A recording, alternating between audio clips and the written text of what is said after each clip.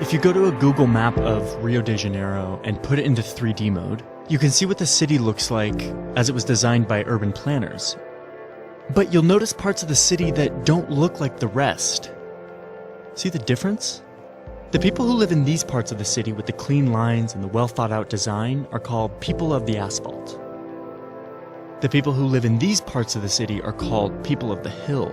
Even though the people of the asphalt and the people of the hill live closely intertwined throughout the city, they live vastly different lives. These informal communities that look like houses stacked on top of each other, sprouting out of the jungle, are called favelas, home to both vicious drug gangs as well as some of the most peaceful, creative, and resourceful people in Rio. I want to show you what they look like on the inside.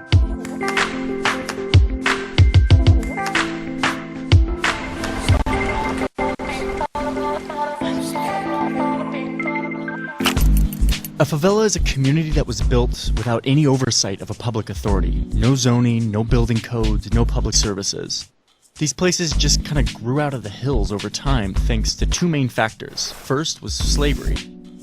Brazil imported 11 times more slaves than the United States did, and Rio alone was home to more slaves than the entire American South. Slavery ended in 1888, and free slaves, still denied many rights in society, built these informal communities on their own. In more recent times, favelas have been fueled by massive migrations from rural Brazilians coming into the city looking for work. Not able to find affordable housing, these workers built their own communities.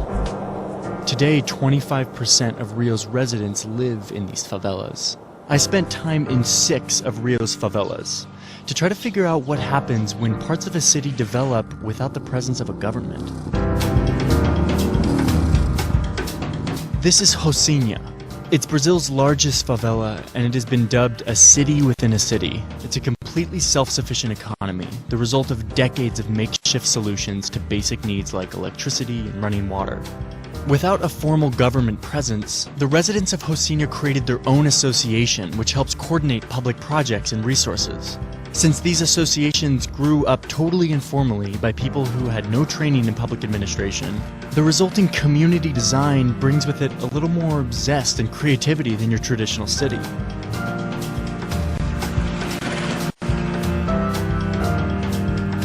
But make no mistake, Rocinha is a full-on, functioning mini-city within the city of Rio de Janeiro.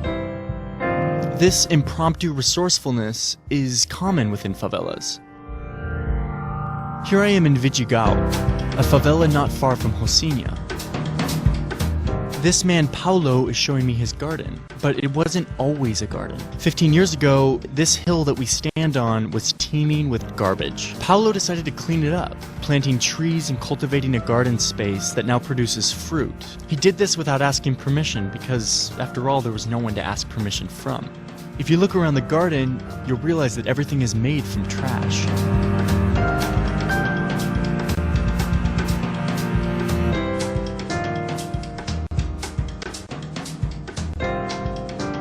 On the other side of the city is a favela called Maré. People in this community have created art centers for young people to come and learn new skills. They also support established artists to create projects around the city that explore and communicate life in the favela. Here they are building a model of their favela out of recycled wood.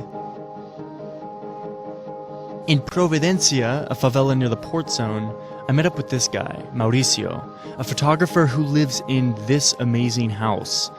Mauricio photographs life in the favela and provides transparency to the good and the bad of these places.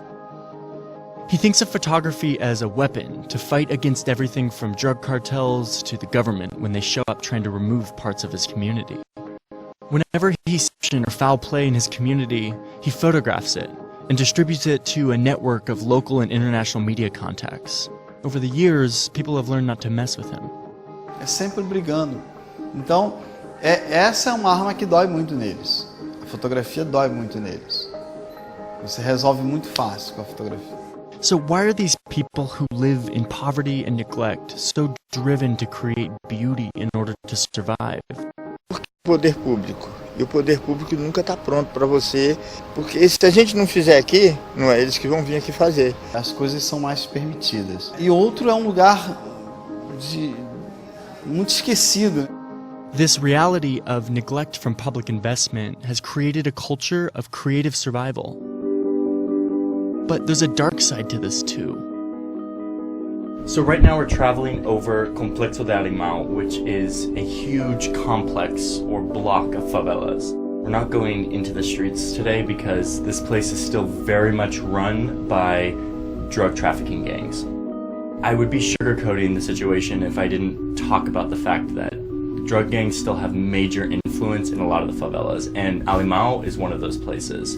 Perhaps the most powerful gang in Rio is called the Red Command, a group that began as a left-wing political rebellion and whose headquarters are here in Alemão.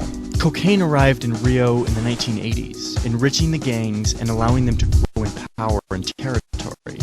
The Red Command became more violent and lost its political ideology, focusing entirely on drug and arms trafficking. The fact that favelas are informal and unregulated, it means both that they can become incredibly vibrant because people can take this attitude and build on qualities and be creative and change your environment. But it also means that you can get incredibly dysfunctional places when the energy and the kind of approach is the opposite. So you have these two extremes and they come out of the same force of kind of informality and lack of regulation and kind of flexibility. In 2008, the city of Rio was ready to take over the lawless territories of Rio.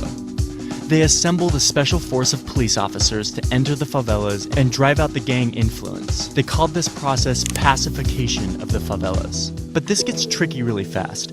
There's been this big discussion in the United States about police brutality, but Brazil is on a whole different level when it comes to police violence and corruption. Human Rights Watch estimates that US police kill 1 person for every 37,000 arrests. In Rio, they say that number is 1 in every 23 arrests. So you can see why some felt skeptical of letting the police come into the favelas to try to restore order.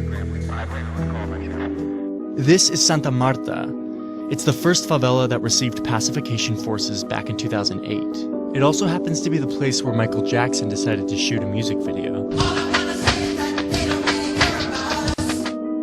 Era muito violenta, uma comunidade muito violenta, um poder armado muito forte aqui, né? Tinha dia de tiroteio começar de manhã e terminar à noite, em pleno na praça. Depois da pacificação, foi a zero, chegou a zero. Pacification worked for Santa Marta and a few other favelas for the first few years after 2008. But this favela is small, and the city dedicated its best police forces to the job. It's been a whole different experience in places like Alemão and other bigger favelas. Many of the favelas that I visited that had apparently been pacified were very clearly still under the influence of the Red Command. So while there have been some successes in pacification, the city still has a huge challenge ahead of it in taking control of these places. International attention paid to favelas is usually directed towards the conflict between the gangs and the police. There's movies and video games about this. This problem has been perhaps disproportionately amplified across the world. But while gang violence is certainly a problem, it represents one small slice of the favela experience. What seems to me as the more